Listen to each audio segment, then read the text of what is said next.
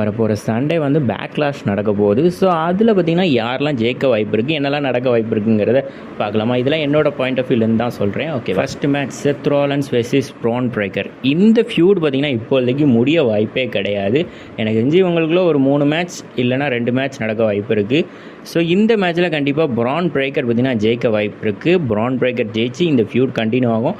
அடுத்த பேப்பரில் ஸ்ட்ரீட் ப்ராஃபிட்டும் செத் ராலன்ஸும் சேர்ந்து த விஷனை பார்த்திங்கன்னா எதிர்கொள்ள வாய்ப்பு இருக்குது. ஸோ என்னோடய ப்ரொடிக்ஷன் ப்ரான் பிரேக்கர் தான். மேட்ச் பார்த்திங்கன்னா யூஎஸ் சாம்பியன்ஷிப் சாமி ஜெயின் வெர்சஸ் ட்ரிக் வில்லியம்சன். இதில் பார்த்திங்கன்னா கண்டிப்பாக சாமி ஜெயினோட ஃபுல் ஹீட் இருக்க வாய்ப்பு இருக்குது. ஒன்று பார்த்திங்கன்னா சாமி பார்த்திங்கன்னா இதில் சாம்பியன் ஆகலாம், திருப்பி யூஎஸ் சாம்பியன் ஆகலாம். அப்படி இல்லைனா இதில் பார்த்திங்கன்னா ரீட்டைன் பண்ணலாம் அவரோட சாம்பியன்ஷிப்பை ட்ரிக் வில்லியம்ஸ். ஸோ எனக்கு பார்த்திங்கன்னா இதில் டபுள் மைண்டாக தான் இருக்குது. ஸோ யார் ஜெயிப்பாங்கிறது ஒரு சின்ன குழப்பம் இருக்குது இந்த இதில் பொறுத்த வரைக்கும். ஏன்னா சாமி அஸ் அ ஹீலாக இப்போ வளர்ந்துட்டுருக்காரு. ஒருவேளை ஒரு ஃபுல் ஹீட் தானே மாறி சாம்பியன்ஷிப்பை ஜெயிக்க வாய்ப்பு இருக்குது. Next match Asuka versus Iyo sky.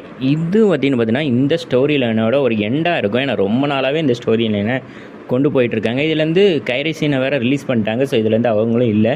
So கண்டிப்பாக இந்த இதுதான் ஒரு எண்டிங்காக இருக்கும். இதில் பார்த்திங்கன்னா நம்மளோட இயோ ஸ்கை பார்த்திங்கன்னா இந்த மேட்ச்சை ஜெயிச்சு இது பார்த்திங்கன்னா எண்டாக வாய்ப்பு இருக்குது. டேனோசன் versus the Miz and ட்ரிக்கிள்ஸ்.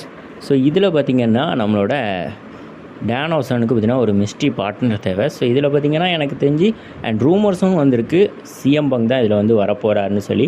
CM bunk வந்தாருன்னா சூப்பராக இருக்கும். ரெசல்மேனியாவில் தோற்றுருக்காரு.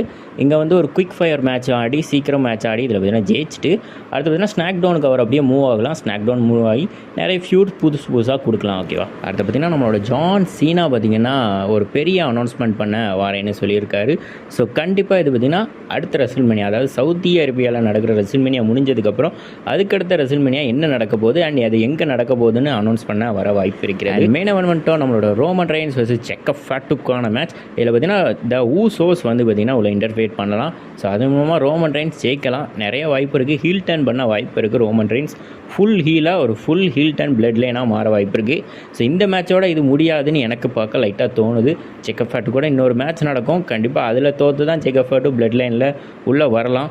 ஸோ ஜேக்கப் ஃபேட்டு உள்ளே வந்து அவருக்கு பார்த்திங்கன்னா ஒரு மிட்கார்ட் டைட்டில் கொடுத்து அண்ட் அப்படியே ஊசோஸ் பார்த்திங்கன்னா டேக் டீம் சாம்பியன்ஷிப் ஜெயிச்சா வேறு லெவலில் இருக்கும். அண்ட் என்னோடய ப்ரெடிக்ஷன் இதில் நம்மளோட ரோமன் ரெயின்ஸ்.